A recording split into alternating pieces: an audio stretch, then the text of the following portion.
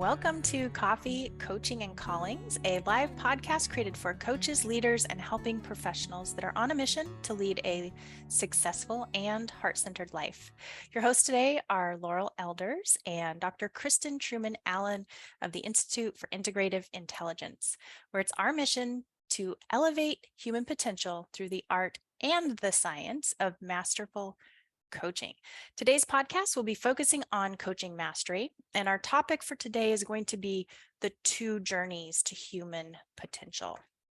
And Kristen, I'm really looking forward to hearing your perspectives on the two journeys today. Last week, we had a really deep conversation about wholeness in coaching, and if you missed that episode, we're going to be posting the link for you, so stay tuned for that.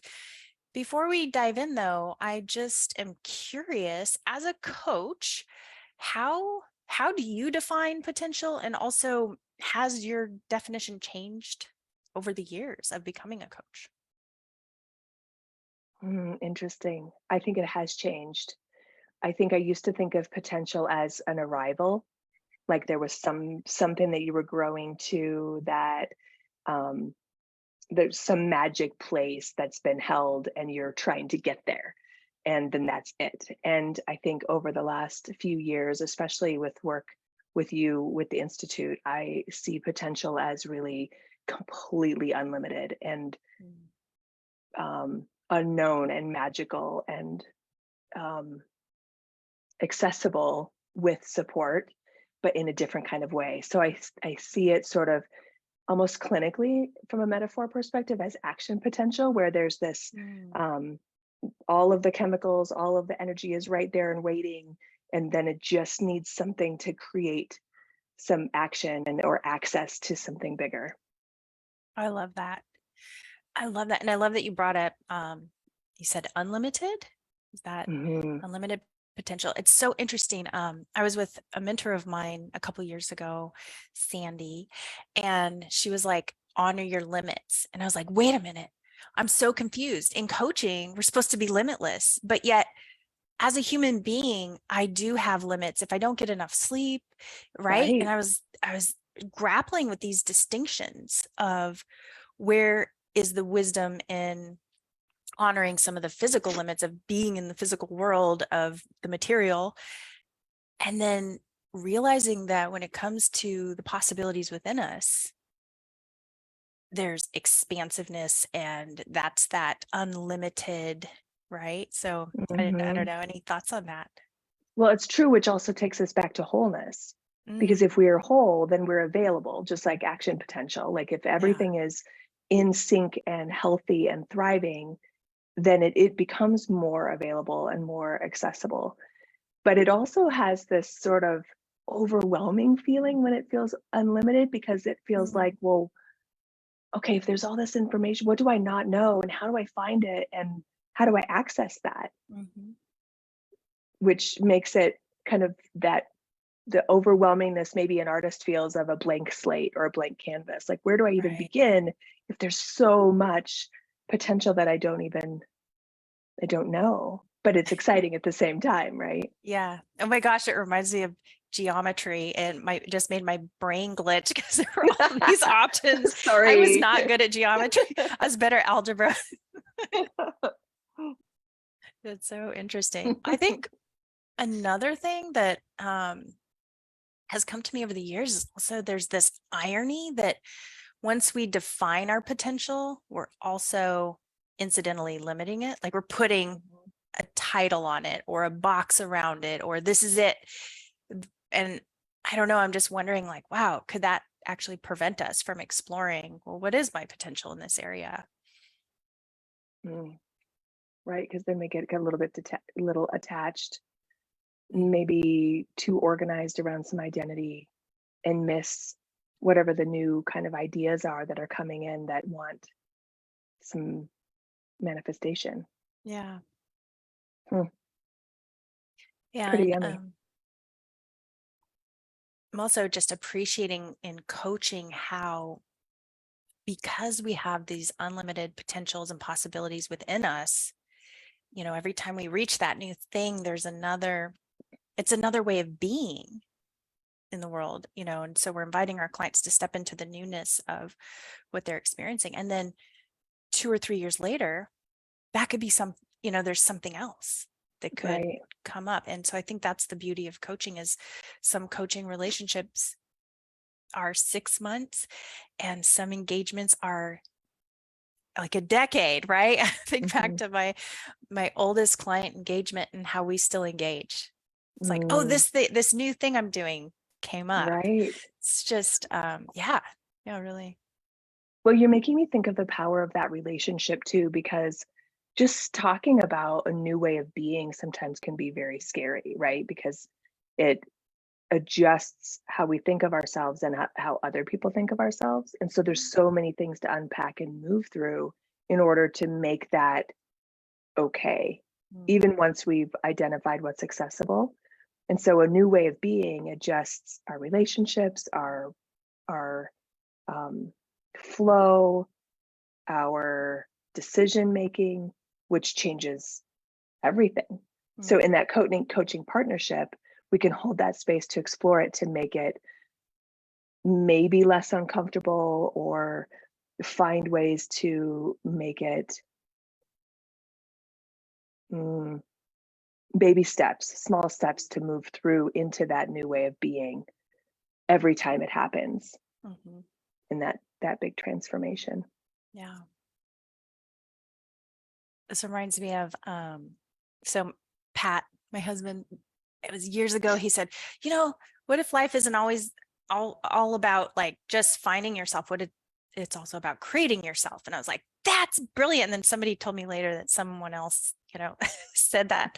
So I don't know who's the author, but it's so, we can't fix what we don't see. So when we come into a place of like, wait, how do I want my life? And get to that place of choice and actually choosing who we want to be versus it just happening or thinking this is it. Right. That is so fascinating to me, that we can create that through choice. Choosing who we want to be. Yummy. Yeah. All right. Like, who do I want to be as the leader, or as a coach, as a mom, as a, that's it's a neat way, I think, to look at it. So I also wanted to outline for our listeners, what is the 2 journeys? So we're talking about the 2 journeys of potential today. And I was going to read an excerpt from our school's textbook, Integrative Intelligence, holding that up. So this is what we call the journey to potential. Human potential is a journey. On the first stretch of this journey, we can be shown the way. We may find guidance in books, spiritual mentoring, counseling. There are many times we may need to look to others for the answers that will guide us to a new understanding.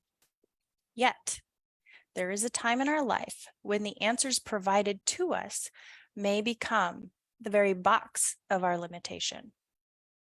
There comes a time when we must choose to maintain the way we have been shown, or to pave the remainder of our life through our own wisdom. This is the second journey. And that's where we take our clients with coaching.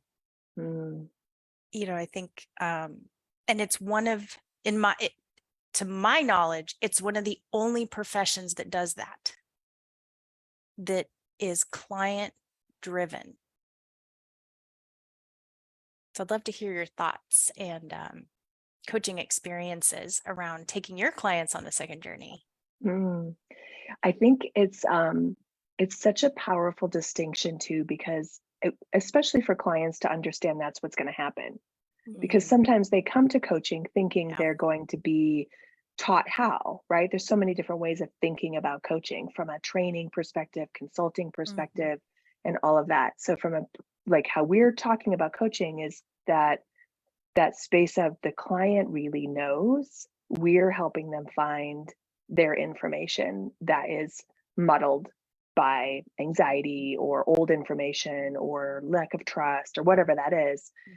And so helping people really understand that actually, if I'm telling you, I keep you in an old part of the journey, Yeah. versus if I help you find it on your own, then your own wisdom comes forward and it becomes your journey, not my journey or someone Mhm. else's journey, Yeah. which sometimes people just they think or they say, like, just tell me the answer, like, tell me what to do, which I don't actually believe is true. I think when we do that, we take away their power. And then most of the time, people are like, actually, they become like 15-year-olds, like, don't tell me what to do. We all just gonna revert back to that place of Mhm. um, either thinking, don't tell me, or do you think I didn't already try that? Right. So if we have found our own, um, explored our own ideas, then it's amazing where ideas will come from. Mhm. And I think that that distinction between the two journeys helps, because sometimes you need information, you need a background, some background knowledge or foundational pieces, Mhm. um, almost like tools, and Mhm. then there's a little bit bigger access. Yeah. Yeah. And I think, just gosh, it reminds me of there was a statistic about some managers. They went into a training, right? So that's the first journey. We need the information or Right. guidance to start. But that second journey, so the managers ended up being 22% more effective, I think it was, when they did follow up. And the next round, they did the same training, but they followed it up with coaching. So they were internalizing, they were learning it, they were, integrating the learning into their lives through their own wisdom and frameworks that worked for them. Mm, It bumped up from 22% more effectiveness to 88. mm, That's huge. huge. That's huge. That's, to me, that just, the power of how someone can get even further from being coached to their own wisdom Right. than just, going it alone. And there is, I think, I'd love to hear your feedback on this, but I was thinking the other day, I'm like, wow. So I started contemplating life and asking the bigger questions, like, why are we here? What is going on? Is there a God? Is there not a God? Which really, just all the big questions. And I was 15 and I was reading all the books, and I did a lot of self-reflection, but it wasn't until I hired my first coach that she was able to, because I wasn't self-referenced anymore. She was able to Mm, see things I couldn't see and ask into things that I wouldn't have thought to ask into on my own. And I thought, that's pretty profound. I wonder, yeah, it's just the power of being in relationship with someone on that second journey, yet you're still doing all the work. right. Well, and I like to think of it, if I'm helping people understand what that relationship looks like, I use the language of a wingman. Mm, So you're driving, you're flying, you know what you're doing. And I'm looking and seeing things you can't see from your own blind spots, or um, just from a different perspective, or just curious about different kinds of things, in order to partner to see a new way, or that new potential, or access to their own wisdom, to be able to make decisions. And then the mm, person driving is still making their own decisions, yeah. right? We're just helping with maybe safety, but more a matter of what else is not seen Mm, or not visible. yeah. Yeah. I love what you said about and I think it was accidentally keeping someone on that first journey if we're giving advice, and I Mm. know when I first started coaching back in 2005, I Me too. I thought, Cheers. I love the coaching, but I also love, some of the spiritual teachings that I've learned, and I'd love to share that. And over the years, I've come to realize when I step in with, if I step in an advising way, it, like you said, it kind of takes the opportunity away from the client to do their own work. And I stay here with the client. They don't get to travel to the center of their potential. And I True. did I did an experiment a couple years back, I think it was, and I was hired for a consulting role in this moment. And I thought, you know what? I'm just going to try to coach only and see what happens. External validation of what I was seeking and what I was doing with challenges to just stepping in and owning it. So powerful. Nice. Yeah, it's crazy. And then it led me to getting a PhD in coaching, basically. Yeah. Just seeing how powerful that process could be and see how much change happens. And I don't remember any moments when my coach, I can think of my couple of really developmental coaching, the most influential mentor coaches for me, never gave me any advice. Yeah. Always tapped into my wisdom, and I felt heard and honored and celebrated in Kristen style to do it my way, and trust that truth. Yeah. Yeah. So powerful. So powerful. And I feel like I need to do a shout out to these coaches. Is that okay? Yeah, please do. So Irene Stein and Diane Brennan, so foundational in my learning how to be a coach and be as a human being, just tapping into myself. Beautiful. Yeah. I don't know if you experienced this too, but after being coached, I almost went through this. I was in my early 20s. I went through this period where I was like, don't tell me what to do. Because after experiencing somebody holding space in that way of you have your truth within you, I almost became advice adverse. I had this like, nope, don't want to hear it. I worked through that though, because, of course, if something has some wisdom, now I'm open to absorbing all of that. But it was just a funny reflection of that journey. Right. Well, and sometimes those advice pieces, like it might be an idea that comes back later. It doesn't land in that moment because maybe you're just not quite ready. And then it resurfaces as some magnificent idea that you just had. As if you never heard it before. Right. Yeah. I also found, and I think this is fascinating, once I was so open to being coached, because growing up, I don't know why I was really adverse. I was against people telling me what to do. I just had, that was my thing. But so being coached, I just fell in love with. And, but it took me a while to go back. Like the coaching actually helped me be more open to receiving, even like saying, I don't ever want to go to therapy because I had really bad experiences with therapy. And then after being coached and getting to some second journey insights, actually helped me go back and revisit some of the first journey that I needed. It's really interesting. So I don't know what your experience is with that. Well, you're making me think of the dynamic, like the difference between therapy and coaching, which, we don't have to go into deeply, but I think many of my clients do both. Yeah. Right. And we have done both. And there's different work to be done. And in that potential, if we don't get rid of the things that are holding us back or limiting us based on fear or anxiety or trauma or whatever that is, then how do we completely access whatever that unlimited potential is? Yeah, that's such a good distinction.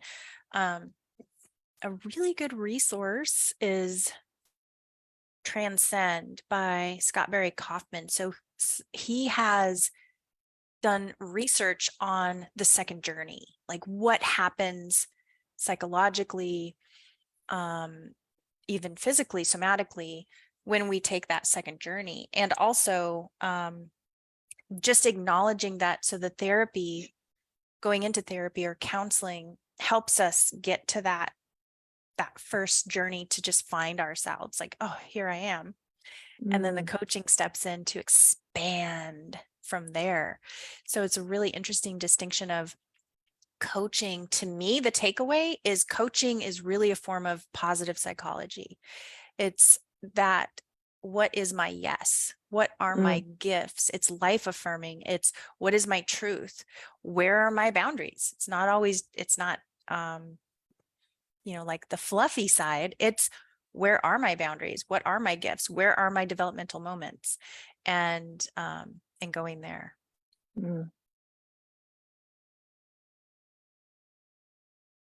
Yeah. It made me wonder when you were talking about that. I haven't done the research around this. I wonder in Transcend if he talks at all about developmental stages, if there's any alignment. So. Interesting. To where we are as human beings over time. You talked about at 15, you were starting to do some searching, and in your 20s, you were being coached. And for me, I'm 51 now, and I'm thinking, okay, so I've done all of these things and I've reached this potential. And so now what? Like, I feel super aware, and I think I have some ideas about my truths and my own personal magic. And I only know what I know.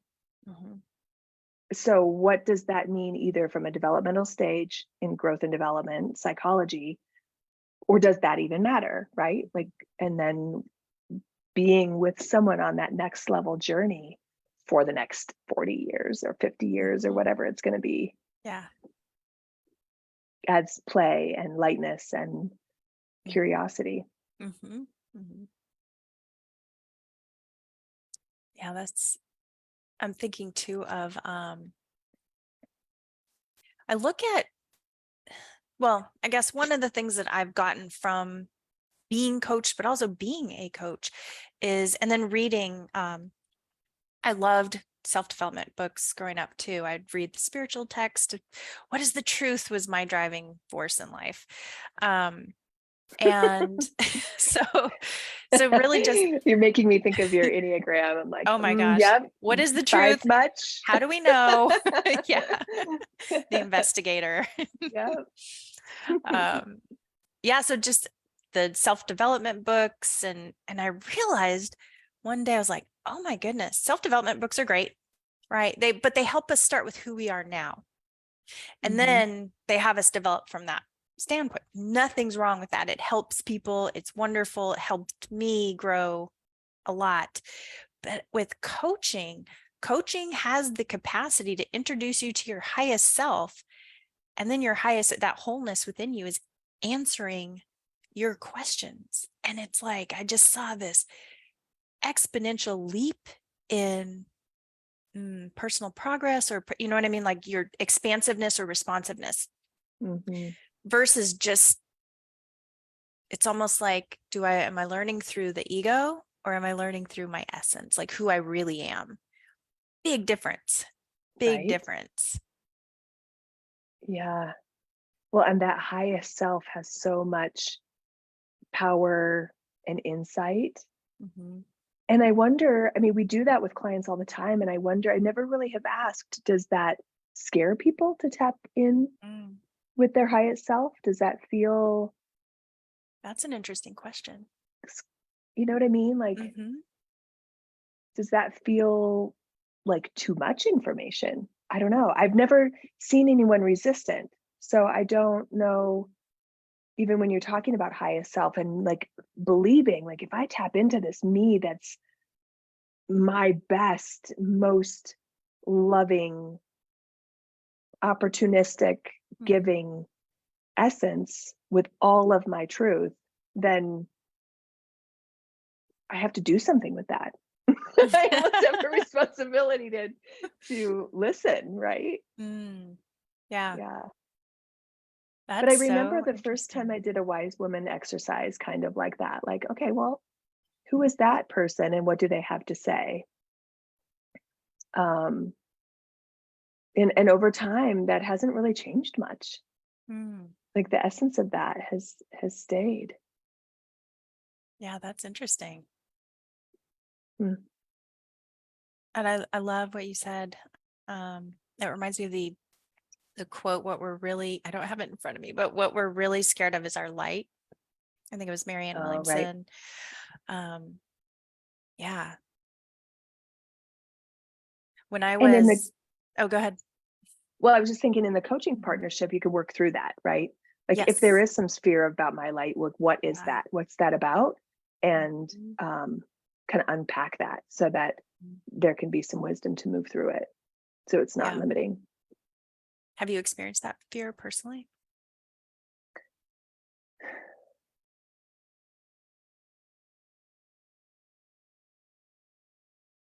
I don't think so. I almost wonder if I haven't,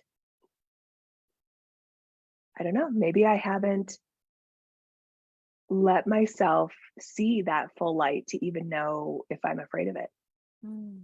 Even as much work as I do around it, coaching and being coached. Um, and even tapping in, like doing that higher self work. Mhm. I don't, there hasn't been any light that scared me. There's been action that scared Oh. me, Mhm. right? Like, oh, I don't know if that's too visible. Is that really what I want? Is that how I want to be seen? And that's some ego stuff that comes in, right? Yeah, Yeah. that makes sense. When I was, I think I was in my 20s. I did a lot of self-reflection in my 20s. It was a brutal time, to be honest. I was sitting down in prayer and contemplation, almost in like a meditation. All of a sudden, I felt this light, like energy just over my entire body. I can't describe it. It was just so like overwhelmingly positive, and it didn't feel like I was like it just felt like it just happened. And it scared me, and I got up and I walked out of the room. Right? I was like, Wow. I reflect back on that quite a bit, thinking, what? Like, what if it wasn't scary, you know? Mm. Have you accessed that same light again? Not to the extreme that it happened in that moment. Yeah, Mm. I can definitely get there when I do prayer and contemplation in smaller amounts. So it makes, I mean, begs the question, are we scared of that light in some way, and how come? And what happens if we weren't scared of it? So yeah, this is really, Mm. really fascinating. And does that light represent that big potential? And maybe it's too much to see, Could be. which, yeah, it makes me think of like getting ready to climb a mountain, right? You have a goal in mind, but if you are staying super focused on the experience when you get to the top versus all the steps that you have to take to get there, it can Mhm. feel super overwhelming and just decide not to go there. Yeah. Yeah. So true. Well, and then I realized now, talking about keeping, staying on that second journey with your clients, I find at least once. So when I'm rock climbing, I'm going up the mountain, and at least once in every single climb, even the easy ones, I freak out. I go, Mm. what am I doing? Why do I do this? And I have my moment, and I just remember this is my, this is my moment. I'm just going to take a deep breath. And when I get back to present, I look around. I'm like, oh yeah, there's the next handhold. It's right in front of me. Didn't even Mm. see it. And in coaching, I've had that experience too, even after being a coach for so many years in the session, because it's counterintuitive. Being a coach is counterintuitive. The brain wants to have answers. We're sitting in the question. We're sitting in Right. pure possibility of what's the client going to come up with, and neutral to what those answers are. Like, we don't have the agenda. And I notice I have the same metaphorical freak out of, what if I don't know what to ask next? What if I take a deep breath, Right. stay present with the client, and then all of a sudden the next step it appears. Right. So fascinating. So fascinating. Yeah. And we get to keep the client on their second journey, because if we are holding that masterful space of this is about you, not me, we don't accidentally sabotage the session. We keep it about them. And they can learn how to breathe through that moment of anxiety where they can't see the hold, they're holding on too long, and they can find it for themselves, so that without us, they're coaching themselves in that process. Right. Yeah. Yeah. You made me think of an experience I had rock climbing when I did an hour bound course when I was 30. And I had been a climber, and I was the oldest in our group. And I had been climbing before, and many others hadn't. And so the instructors blindfolded me for that experience. And it wasn't a really difficult climb. It was just part of that whole experience where I was in my life. And so I was blindfolded. And it was so powerful because it reinforced coaching for me in that moment. I had been experiencing that at the same time. And what I found blindfolded was that for me, climbing blindfolded, I was taking risks that I wouldn't have seen. When I got down and saw the things that I was doing, I wouldn't have done if I would have looked at them. They would have scared me. And so I had to tap into this new kind of feel, move, which gets to kind of what happens in coaching too, if we're feeling it versus thinking it.